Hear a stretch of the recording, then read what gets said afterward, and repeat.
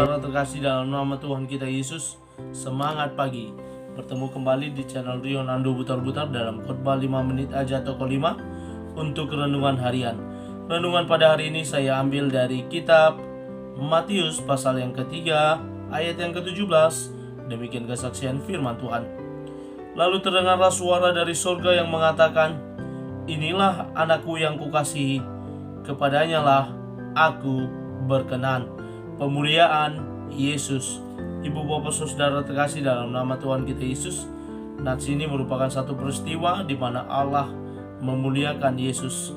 Allah memuliakan anaknya yang tunggal yang telah turun ke dunia untuk melaksanakan suatu misi agung Allah, menyelamatkan umat manusia. Allah hadir di tengah-tengah manusia. Allah hadir memberikan kabar baik, kabar keselamatan kepada umatnya, umat pilihan yang telah ditetapkan dan ditentukan Allah untuk menerima karya keselamatan tersebut. Dan ketika dia hadir, pelayanan tersebut akan segera dimulai.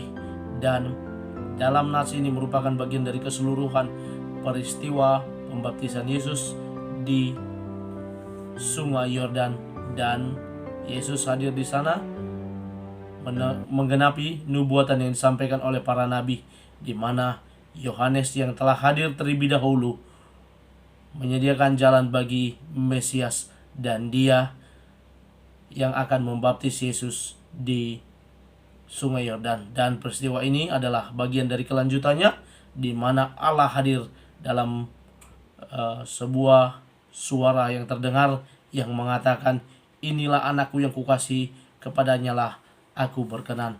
Ibu bapak saudara terkasih dalam nama Tuhan kita Yesus, ada dua bagian yang kita lihat dari sini dalam pemuliaan Yesus di dalam nats ini. Yang pertama kita lihat bagaimana Allah berkata, "Inilah anak yang kukasihi."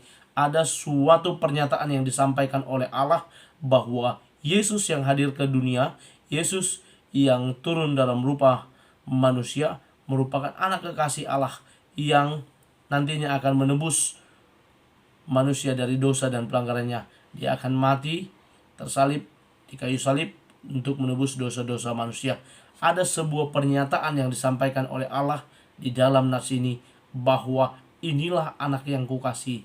Yang kedua, pernyataan yang disampaikan oleh Allah dalam peristiwa pemuliaan ini, yakni kepadanya lah aku berkenan, di mana Allah berkenan kepada anaknya yang tunggal, di mana Allah yang mengasihi anaknya yang tunggal itu, dia berkenan untuk mendengarkan, dia berkenan untuk menerima segala sesuatu yang dilakukan oleh anaknya. Ibu bapak saudara terkasih dalam nama Tuhan kita Yesus, dari nats ini kita juga boleh belajar bagaimana pemuliaan yang dilakukan Allah kepada Yesus, di mana kita juga boleh menjadi orang yang pertama, menjadi orang yang dikasihi Tuhan. Sebagai orang-orang yang dikasihi Tuhan, yang telah menerima karya keselamatan daripada Tuhan, sudah selayaknya pula kita untuk hidup di dalam perkenaan Allah. Sebagai orang yang dikasihi, maka kita juga akan menjadi orang yang kepadanya Allah berkenan. Jika Allah sudah berkenan kepada kita, maka apa yang kita lakukan semuanya juga untuk hormat dan kemuliaan bagi nama Tuhan.